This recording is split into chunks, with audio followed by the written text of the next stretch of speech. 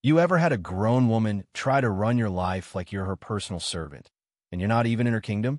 I mean, you don't belong here.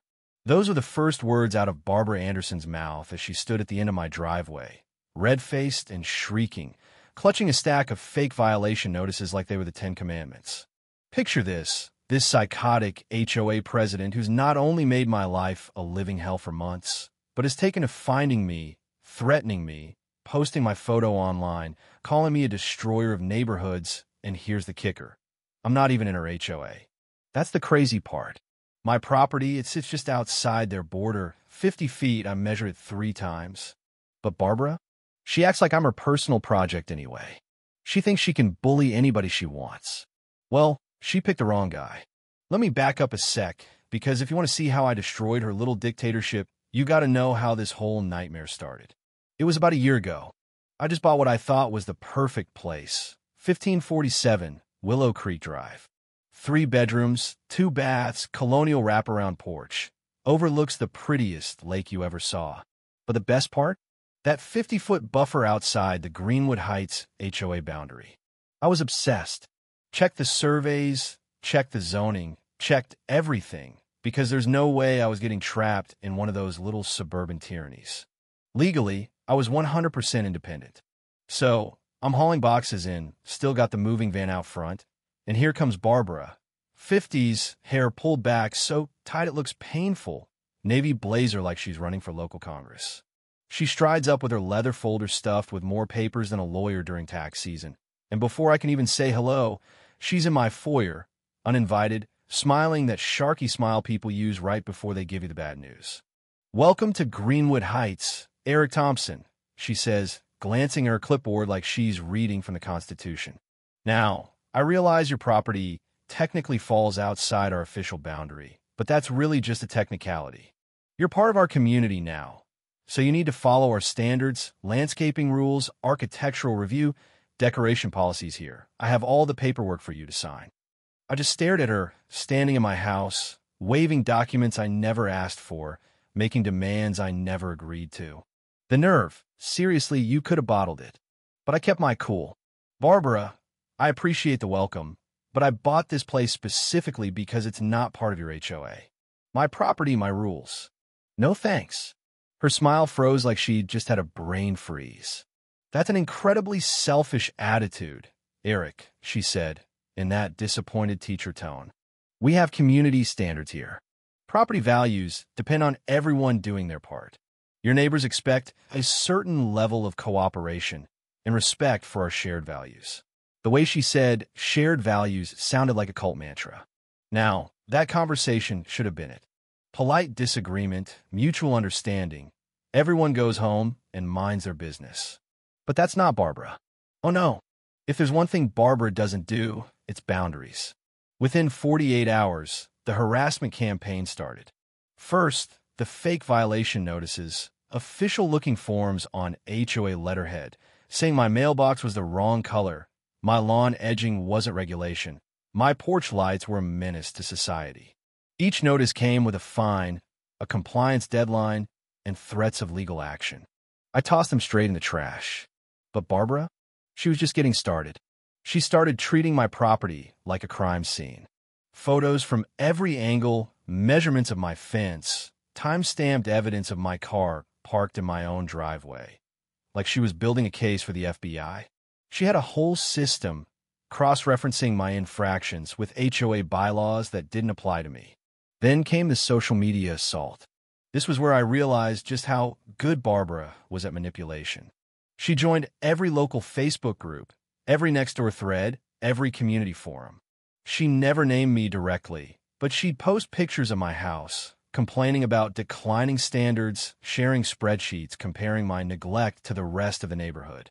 Within 2 weeks, half the community believed I was some kind of antisocial menace. I'd ruined property values, apparently, just by existing. The tipping point? Early November. I step outside for my morning paper. There's Barbara, standing on the sidewalk, phone pointed right at me, recording like she's the paparazzi. She didn't even try to hide it, just filmed, waiting for me to explode so she could have her evidence. I walked right up to my boundary markers. Is there a reason you're recording me on my own property, Barbara? She raised her phone even higher. I'm documenting the ongoing deterioration of our community standards, she says, loud enough for the neighbors to hear. Your selfish refusal to join our association is encouraging others to abandon their civic responsibilities. That night, I sat at my kitchen table and made a list because if Barbara wanted a documentation war, I'd give her one. I hit the county records, looked up every deed, every survey, every zoning law. And then I stumbled on something that changed everything: the lake. You see, everyone, me included, thought Clearwater Lake was HOA property, the shared amenity. Families use it for fishing, swimming, barbecues. Barbara loved to flaunt the lake access as a reason for all those strict rules and high fees. But according to the deed records, the HOA didn't own it. The county didn't own it. Nobody except an old man named Robert Patterson, 83, inherited it from his father in 78. I called him up. Robert answered with a gruff, Patterson residence. Turns out, nobody'd asked about the lake's legal ownership in decades. He'd moved to a senior community years back, but still owned the whole thing: 15 acres of water, beach, and mineral rights. The HOA?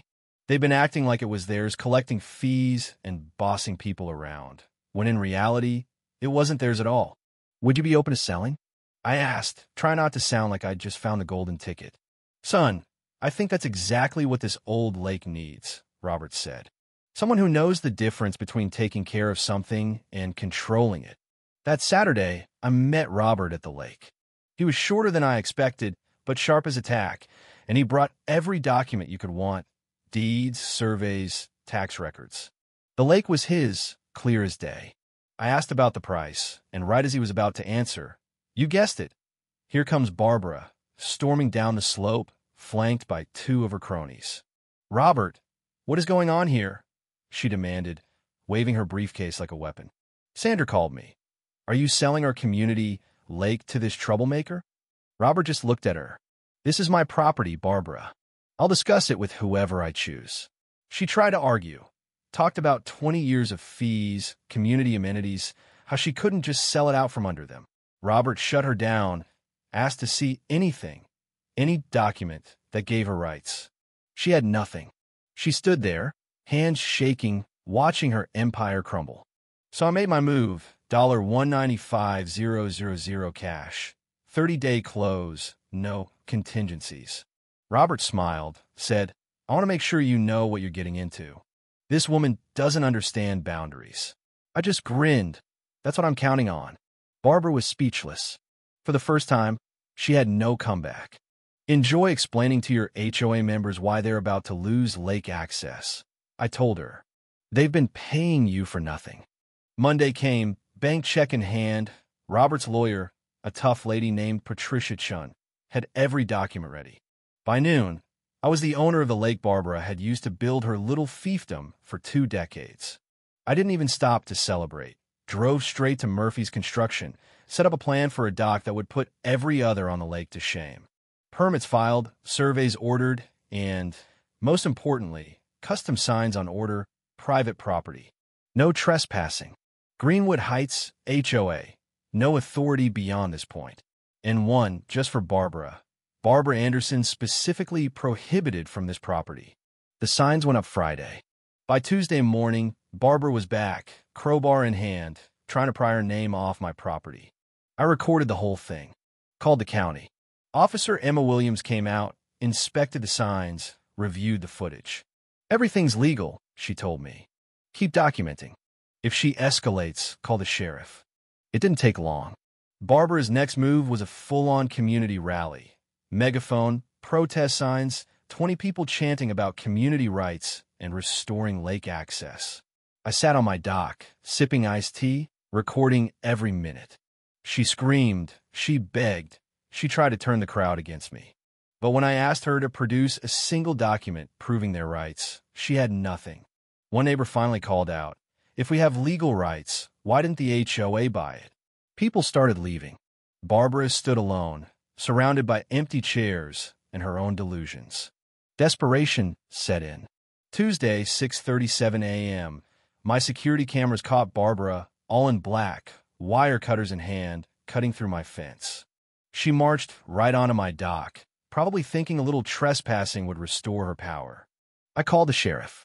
Deputy Morrison showed up fast, 15 years on the job, knew Barbara by reputation. "Ma'am, step off the dock. You're trespassing." Barbara, in front of the whole neighborhood, started shrieking about community rights and police corruption. She refused to move.